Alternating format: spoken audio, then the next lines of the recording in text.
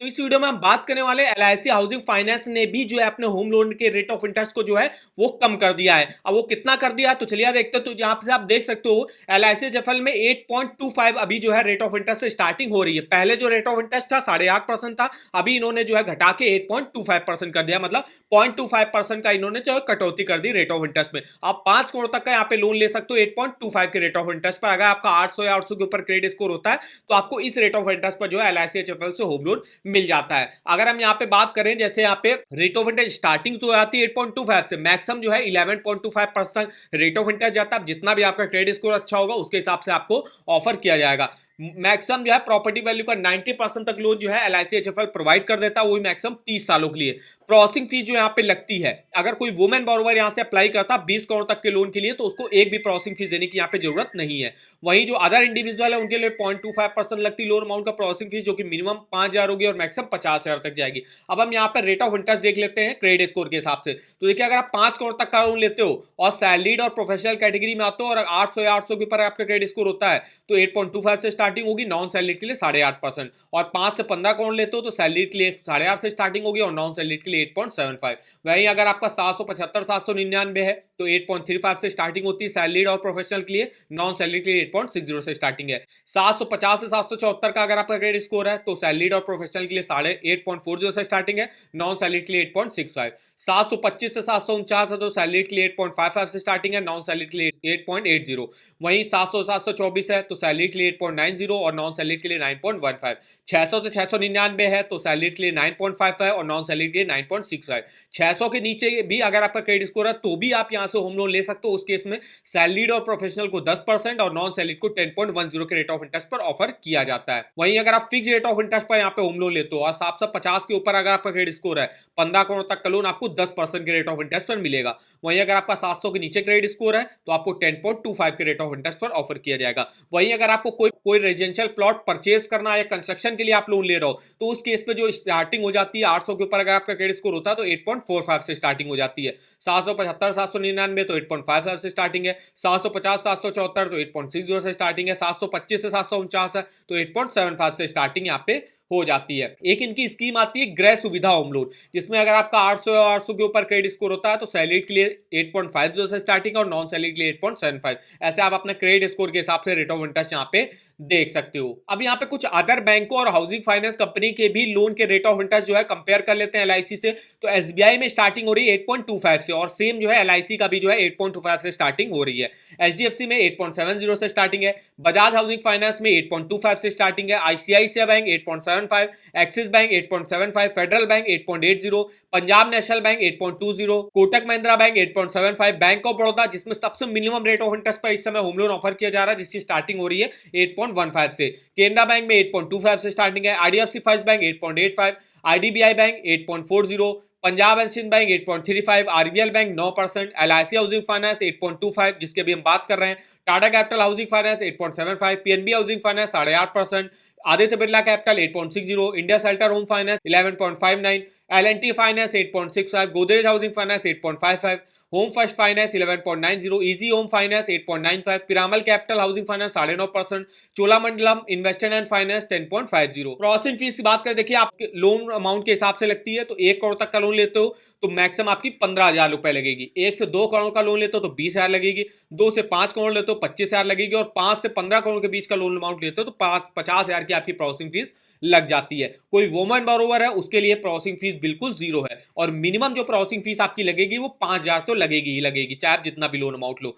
Pre payment charges की बात करें तो फ्लोटिंग पर लेते हो तो आपको कोई भी चार्जेस देने की जरूरत नहीं होती है और फिक्स्ड पर लेते हो तो 2% ऑफ प्रीपेड लोन अमाउंट का चार्जेस यहाँ पे देने पड़ते हैं। पेनल्टी चार्जेस 1.5% पर मंथ के हिसाब से आपको चार्जेस देने पड़ते हैं अगर आप ईएमआई को लेट पेमेंट करते हो। डॉक्यूमेंट रिट्रीवल चार्जेस 2,500 रखते हैं। प्रोवाइडिंग डॉक्यूमेंट लिस्ट 500 रुपए लगते हैं। Photocopy of the title document 1,000 रुपए लगेंगे। चेक बाउंस चार्जेस के 350 रुपए लगेंगे। ईसीएस डिसऑनर चार्जेस के 200 रुपए तक लगेंगे। अब हम यहाँ पे बात कर लेते हैं कौन कौन से टाइप्स ऑफ होम लोन यहाँ पे ऑफर करता है एलआईसी हाउसिंग फाइनेंस। सबसे पहले तो ये इंडियन रेजिडेंट को होम लोन प्रोवाइड करता है, जिसमें कोई भी इंडियन रेजिडेंट हो गया, चाहे वो सैलरीड हो या सेल्फ एम्प्लॉयड इंडिविजुअल हो, यहाँ से कोई भी उसको न्यू प्रॉपर्टी परचेज करनी है, कंस्ट्रक्शन कराना है, उसके लिए वो लोन ले सकता है 30 सालों के लिए। प्रॉपर्टी वैल्यू का मैक्सिमम जो है 90% तक लोन यहाँ पे मिल जाता है। इसके अलावा जो पेंशनर है, कोई भी, चाहे वो सेंट्रल स्टेट गवर्नमेंट का पेंशन हो, पीएसबी पीएसयू का पेंशनर हो या कोई डिफेंस पेंशनर हो, वो यहां से होम लोन ले सकता है मैक्सिमम 30 सालों के लिए। नेक्स्ट इनकी स्कीम आती है गृह सुविधा होम लोन। अब इस स्कीम में आपको कुछ मॉर्गेज गारंटी, मतलब कुछ ना कुछ सिक्योरिटी वगैरह आपको एलआईसी में रखनी पड़ती है, जैसे कि, और इसमें जो है आपकी कितनी, आपकी जो है इनकम और एज जो है मैटर नहीं करती। आप इनकम आपकी चाहे वो कैश में आए, चाहे आपकी एज जो है मान लीजिए ज्यादा हो गई, तब भी आप इस स्कीम से मेनली जो है होम लोन ले सकते हो भी 30 सालों के लिए। नेक्स्ट है, अगर आपको कोई भी रेजिडेंशियल प्लॉट वगैरह परचेज करना है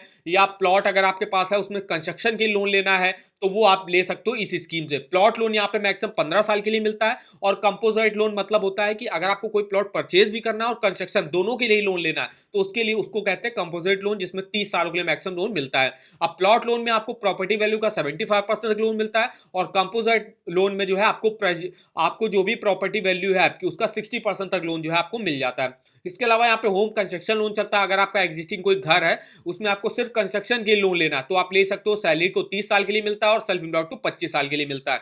प्रॉपर्टी वैल्यू का मेनली जो है 80 से 90% का लोन अमाउंट आपको यहाँ पे देखने को मिल जाता है। नेक्स्ट है इनका होम एक्सटेंशन लोन में, अगर आपका मान लीजिए ग्राउंड फ्लोर बना हुआ है, आपको फर्स्ट फ्लोर बनवाना है, मतलब एक्सटेंशन कराना है, उसके लिए आप यहाँ से लोन ले सकते हो। नेक्स्ट इनकी स्कीम आती है रेनोवेशन और इंप्रूवमेंट लोन। अगर आपको एग्जिस्टिंग कोई प्रॉपर्टी है, उसमें रेनोवेशन रिपेयर का काम कराना है, आप इस स्कीम से होम लोन ले सकते हो। टॉप अप होम लोन भी मिलता है। जिन लोगों का भी होम लोन यहाँ पे ऑलरेडी चल रहा है, वो उनको टॉप अप लोन भी वो ले सकते हैं अपनी पर्सनल नीड के लिए। इसके अलावा यहाँ पे बैलेंस ट्रांसफर भी हो जाता है। किसी अदर बैंक या हाउसिंग फाइनेंस कंपनी में अगर आपका होम लोन चल रहा है, उसको आपको एलआईसी में ट्रांसफर कराना, वो भी आप करा सकते हो इस स्कीम में। नेक्स्ट इनकी स्कीम आती है एडवांटेज प्लस स्कीम। ये भी जो है एग्जिस्टिंग होम लोन बोरोवर्स के लिए होता है, जिनका भी किसी अदर बैंक या हाउसिंग फाइनेंस कंपनी में होम लोन चल रहा है, वो यहाँ पे होम लोन ट्रांसफर करा सकते हो, वो भी लोअर इंटरेस्ट रेट पर इस स्कीम से। इसके अलावा जो एनआरआई है, नॉन रेजिडेंट इंडियन है, उनको इंडिया में आके कोई प्रॉपर्टी परचेज करनी, रिपेयर रिनोवेशन कंस्ट्रक्शन के लोन लेना, वो इस स्कीम से ले सकते हैं। डॉक्यूमेंट की बात करें तो केवाईसी के डॉक्यूमेंट आपको देने पड़ते हैं, जिसमें आप पैन कार्ड, आधार कार्ड, एनआरआई हो तो पासपोर्ट देना पड़ता है